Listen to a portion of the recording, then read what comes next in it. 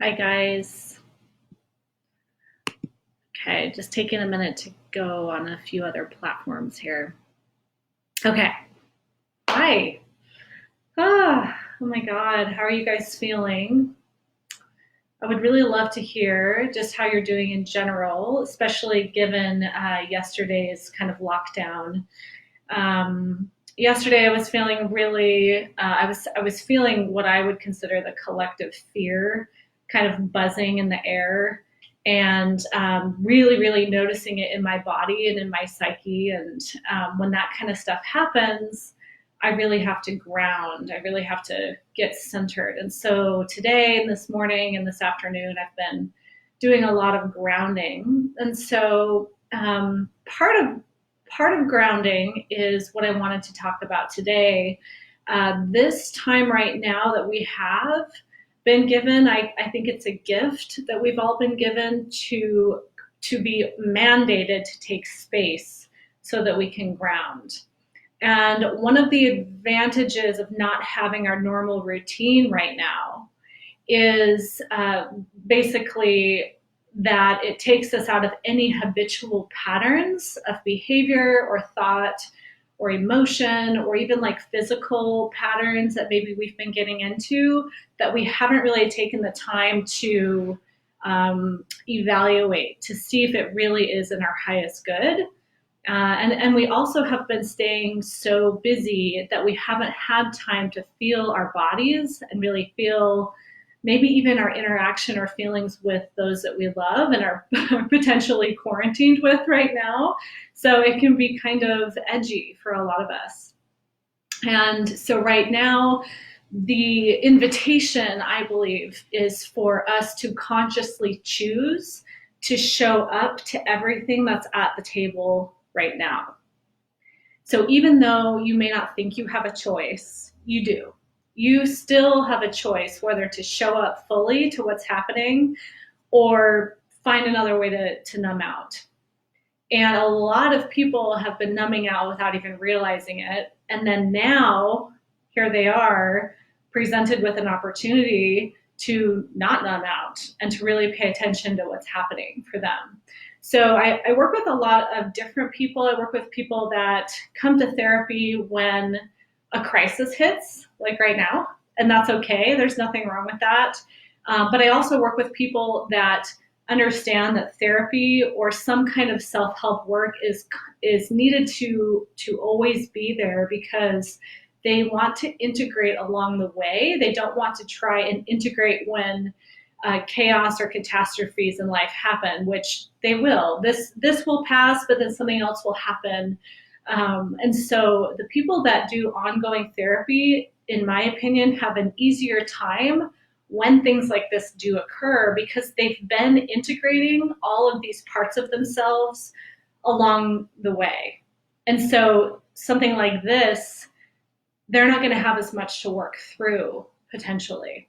So it doesn't really matter, wherever you're at in your self-help journey, there's no reason to judge it, only to have compassion for it. So when we get more present and we begin to recognize all of the different aspects of ourselves, we begin to recognize what our belief systems really are and also what our traumas are.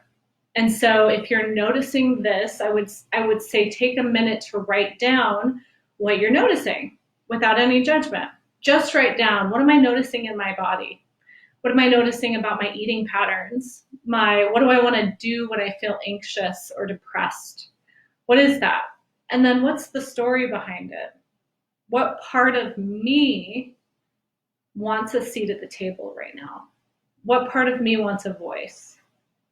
And to really, really, really get clear about that and make space for that part of you to show up at the table and to really be able to witness all of the parts of yourself that want to be acknowledged right now. And so my belief is that this will pass, that this is not the end. And so if we can step back and see the bigger perspective here, that this is going to end at some point, if you can take that perspective, ask yourself, how do I want to look back on this time? And what did I do with it? What did I take advantage of during this precious moment in time that is right now? And what did I gain from this? What did I learn about myself? What different patterns did I put in place for myself that are now I can see more clearly? I can love all parts of myself in a new way. And so if we don't take advantage of this time right now, we're just going to continue and we're waiting for it to end just so we can get back to our old life. And we're missing the gift of all of this. So as you slow down, just begin to invite these parts of you to the table. And I think I've said this before in previous posts, but I am offering free compassion fatigue resources. You don't have to be in the healthcare profession. You'll know if you have compassion fatigue. If you wonder if you have it, I have a list of what compassion fatigue looks like, as well as my own story about compassion fatigue. It's on my website. I'll also put a link below here so you can check that out. But a lot of people right now are becoming extremely aware of their own compassion fatigue that they may not have even known was compassion fatigue until right now. So if you want those free resources, I'm doing 5 weeks of free resources in my newsletter. I've already sent out 2 weeks. So next week will be the 3rd week of 5. If you already missed the first 2 weeks, it's all good. I am going to provide all of the resources at the end of the 5 weeks on my website. But you can hop in at any time and get those resources. So I'll put the link below for that. And then also, if you are interested in embodied therapy, let me know. I am doing HIPAA compliant Zoom sessions for telehealth. As of right now, I am only seeing new clients in my office to meet in person for one time. And then after that, we're going to be moving to Zoom for as long as it takes to get us through all of this. So Zoom is actually really great for this kind of work.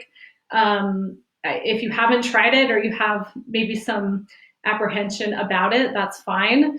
But I have worked a lot with people in the past in an embodied way through the Zoom platform, and it works really well. So if you have questions, send me an email or a direct message, and very much look forward to connecting with you on the journey. Have a beautiful, beautiful Thursday.